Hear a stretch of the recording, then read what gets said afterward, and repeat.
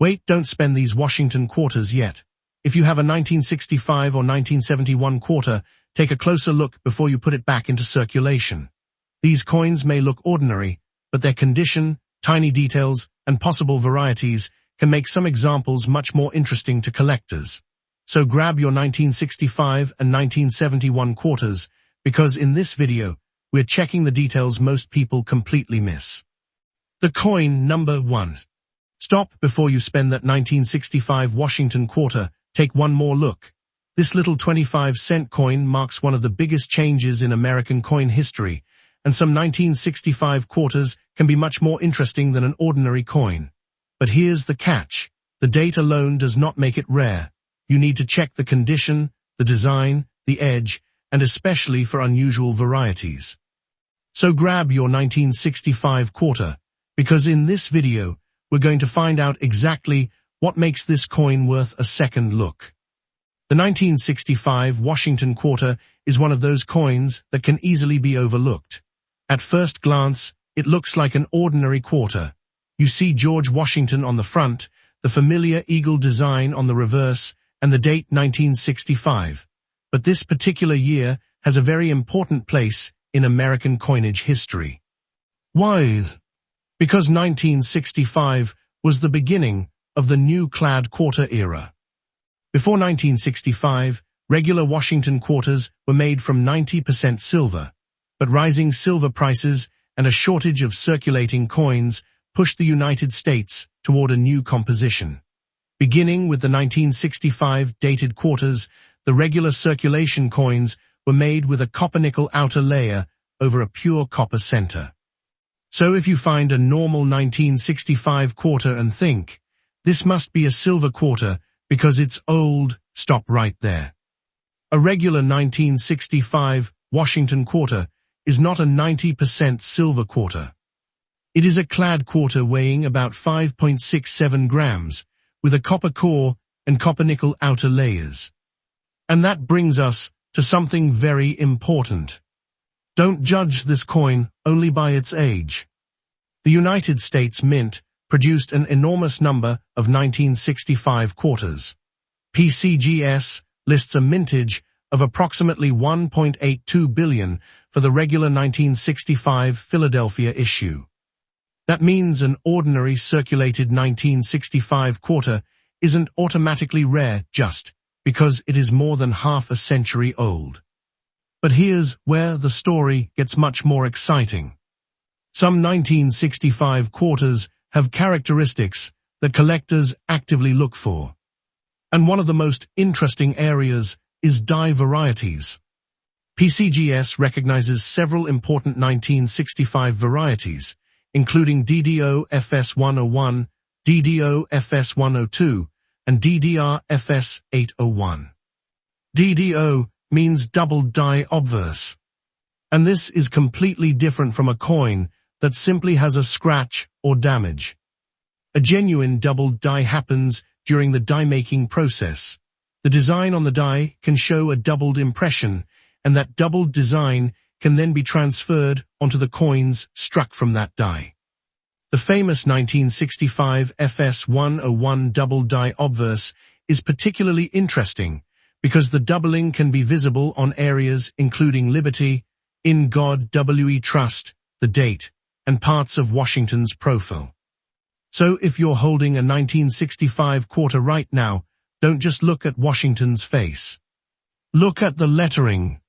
Look closely at the date. Look at Liberty. Look at In God We Trust. But don't get carried away. Not every blurry letter is a double die. Coins can suffer from mechanical damage, die deterioration, strike weakness, scratches, or other problems that can make the lettering look strange. That's why identification is so important. Now let's talk about the condition of your 1965 quarter. This can make an enormous difference. Imagine one 1965 quarter has spent decades circulating. It has scratches, contact marks, worn details, and a dull appearance. Another 1965 quarter was protected almost immediately after it was made. Its surfaces are bright, its details are sharp, and it has very few distracting marks. Both coins have the same date, but collectors won't necessarily treat them the same way. PCGS notes that collector-grade 1965 quarters are typically found in higher mint state grades, and superb examples become much harder to encounter. That's why you should examine the coin under good lighting. Look at Washington's forehead. Look at his cheek. Look at his neck. Then examine the open fields around the portrait. On the reverse, check the eagle's chest and other exposed areas. These surfaces can pick up contact marks very easily, and those marks can affect the coin's grade. Now here's another interesting part of the 1965 story. Because mint marks were temporarily suspended during this period, a normal 1965 quarter doesn't have a mint mark like many earlier or later quarters. But that doesn't mean every 1965 quarter was necessarily struck in Philadelphia. The San Francisco Assay Office produced 2,360,000 mint-markless quarters for the 1965 special mint set, and these pieces can have sharper details and distinctive surfaces compared with ordinary business strikes. So if your 1965 quarter looks unusually sharp, has a special appearance, and seems different from an ordinary circulated example, don't immediately assume it's just a lucky find. It could be worth investigating what type of 1965 quarter you're actually holding. And now we come to one of the biggest mistakes people make with this coin. They hear that there are valuable 1965 silver errors and immediately assume that every silver-looking 1965 quarter is a rare silver error. That's not how it works. A genuine wrong planchet or silver planchet error is a completely different category from a normal clad quarter. If someone claims your 1965 quarter is a rare silver error, proper authentication is extremely important. Don't trust a random photograph. Don't trust a huge price written in a social media post. And definitely don't sell the coin for a massive amount or pay someone a massive amount without proper identification. Another important rule: never claim the coin. If your 1965 quarter is dirty, dark, toned, or discolored, leave it alone. Don't use toothpaste. Don't use metal polish. Don't scrub it. Don't scratch the surface trying to reveal details. Cleaning can permanently alter the coin's surface and can reduce its collector appeal. If you believe you've found something unusual, protect the coin and examine it carefully first. Now let's talk about value. This is where you need to separate ordinary coins from exceptional coins. A normal circulated 1965 quarter generally isn't a jackpot. But high-grade coins and recognized varieties can tell a completely different story. PCGS records an auction result of $12,650 for a 1965 regular strike quarter, showing how dramatically an exceptional example can differ from an ordinary circulated coin. And the recognized double-die varieties can also command premiums. For example, PCGS records the FS1 variety and identifies it as a rare and popular variety with clear doubling in important areas of the obverse. So the real lesson isn't every 1965 quarter is worth thousands. The real lesson is some 1965 quarters deserve a much closer examination. That is a much more accurate way to look at coin collecting.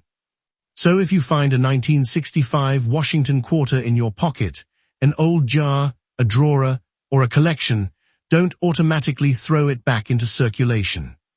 Take a few seconds. Check the date. Look at the surfaces. Examine the lettering. Look carefully at the edge. Then compare the coin with known examples if you think you've discovered something unusual. And if you suspect a major variety or an unusual planchet error, consider having the coin professionally authenticated. Because sometimes the difference between an ordinary quarter and a highly collectible one isn't obvious from across the room. It can be hiding in a tiny detail. Maybe it's doubling in the lettering. Maybe it's an exceptionally high grade. Maybe it's a special strike. Maybe it's an unusual error. But you won't know until you actually look. And that's what makes the 1965 Washington quarter so interesting. It isn't simply an old quarter. It represents a major transition in American coinage, from the familiar silver quarter era into the modern clad era. And millions of these coins have passed through American hands since the 1960s. Most are ordinary, but a small number have characteristics that collectors care about. So before you spend your 1965 Washington quarter, take one final look. Check the date. Check the condition. Check the lettering. Check for genuine doubling. And remember, don't clean it before you know what you have. Because that quarter in your hand may be completely ordinary. Or it could have one tiny detail that makes you look at it very differently. The coin number 2. Stop, don't spend that 1971 Washington quarter just yet. At first glance, it may look like an ordinary 25-cent coin, but this date has something collectors know very well. Condition and tiny varieties can make a huge difference. And there's one detail on the reverse that you absolutely need to check before you put this quarter back into circulation. So grab your 1971 quarter, turn it over, and stay with me, because by the end of this video, you'll know exactly what to look for. The 1971 Washington quarter is part of the modern clad era of American coinage. If you compare it with an older Washington quarter from 1964 or earlier, there is an important difference. The regular circulation quarters, dated 1965 and later, were made with a copper-nickel outer layer over a pure copper center, rather than the 90% silver composition used on earlier regular Washington quarters. That means you should not assume that a 1971 quarter is a silver quarter simply because it looks old or has a bright silver-colored surface. The 1971 issue was produced in very large numbers. The Philadelphia Mint struck 109,284,000 regular 1971 quarters, while Denver produced 258,634,428 1971 D quarters. So here's the first important lesson. A normal circulated 1971 quarter is not automatically a rare coin. But that doesn't mean you should ignore it. The real story begins when you look at condition. Imagine two 1971 quarters sitting side by side. One has been circulating for decades. It has scratches, worn details, dull surfaces, and plenty of contact marks. The other one looks almost untouched. The original luster is still strong, the design details are sharp, and the surfaces are remarkably clean. Same year. Same basic coin. Completely different collector appeal. This is why high-grade 1971 Washington quarters are worth examining carefully. PCGS notes that the 1971 D is common in lower grades, but becomes much scarcer in extremely high mint state grades. Its PCGS auction record is $4,560 for an MS-68 example sold by Heritage Auctions in 2019. And the Philadelphia 1971 quarter has also produced impressive results. PCGS records an auction price of $3,840 for an MS-67 example. But don't misunderstand those numbers. They do not mean every 1971 quarter in your pocket is worth thousands of dollars. Those are exceptional, professionally graded examples. Most circulated examples are nowhere near that level. And that's exactly what makes the hunt exciting. You're looking for the exception. Now turn your 1971 quarter over. Look carefully at the reverse. Don't just look at the eagle. Look at the letters. Look at United States of America. Look at EPLUIBUS, UNUM. Look at quarter dollar. And now pay attention to whether any of the lettering appears genuinely doubled. Why? Because PCGS recognizes a 1971 doubled die reverse, FS801 variety. This is one of the most interesting things about the 1971 Washington quarter. A genuine doubled die isn't simply a scratch. It isn't a dent. It isn't a blurry letter caused by circulation. A genuine doubled die variety comes from the die-making process, and the doubling can appear as part of the coin's design. The recognized 1971 FS801 double die reverse is especially interesting because collectors can look for doubling in the reverse lettering. So if your 1971 quarter looks unusual, don't immediately throw it into the damaged coin pile. Take a closer look, but don't immediately call it a rare error either. That's another huge mistake beginners make. Not every doubled-looking coin is a doubled die. Mechanical doubling can create flat, shelf-like appearances that are very different from a genuine double die variety. That's why identification matters. If you think you've found something unusual, compare it with confirmed examples before making a decision. Now let's talk about the date. If your coin says 1971 and has no mint mark, it was struck at Philadelphia. If it has a D, it was struck at Denver. The Denver issue is especially interesting for condition collectors because extremely high-grade examples become much harder to find. PCGS estimates millions of surviving 1971 D quarters overall, but the number drops dramatically at the very highest grades. That means the condition of your coin deserves serious attention. Hold it under good lighting. Look at Washington's portrait. Examine his cheek and forehead. Check the fields around the portrait. Then turn the coin over and inspect the eagle and lettering. You're looking for sharpness, original surfaces, and unusual characteristics. And whatever you do, don't clean the coin. If your 1971 quarter is dirty, dark, toned, or discolored, leave it alone. Don't use toothpaste. Don't use metal polish. Don't scrub it with a cloth. Don't scrape it. Don't put chemicals on it. You could permanently damage the original surface and make the coin less desirable to collectors. If you think you have a special coin, preserving it is much more important than making it look shiny. Now here's another thing you need to understand about coin values. You may see someone online claiming that a 1971 quarter is worth thousands or even millions. Don't believe a giant price tag simply because somebody wrote it beside a photograph. Real coin value depends on the specific coin. Its grade, its variety, its authenticity, its surfaces, its demand, and most importantly, what comparable coins have actually sold for. That's why the $4,560 PCGS auction record for a 1971 D MS68 is interesting, but it doesn't mean every 1971 D is worth anywhere close to that amount. The same principle applies to the 1971 Philadelphia quarter and its $3,840 MS67 auction result. So if you have a normal worn 1971 quarter, don't expect a fortune.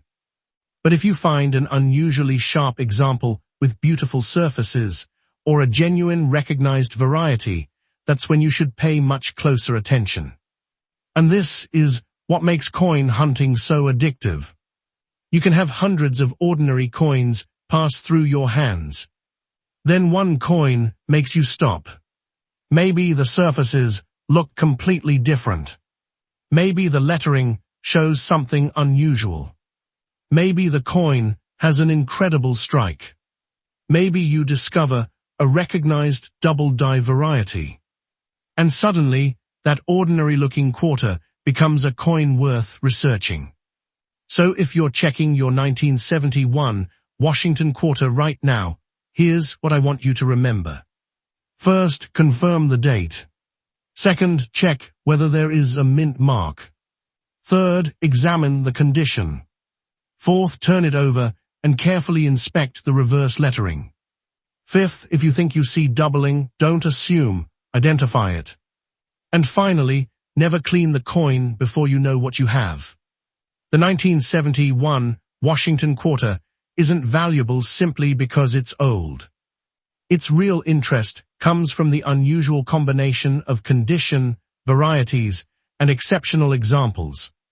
Most 1971 quarters are common, but the highest grade examples can be surprisingly difficult to find, and recognized varieties can add another layer of interest for collectors. So before you spend that 1971 quarter, stop. Look at Washington. Look at the date. Check the mint mark. Turn it over. Study the lettering. Look for genuine doubling. And don't clean it. Because most 1971 quarters may be ordinary. But you won't know whether yours is interesting until you actually look. And sometimes, the difference between a normal quarter and a collector's coin is hidden in a detail so small that almost everyone misses it.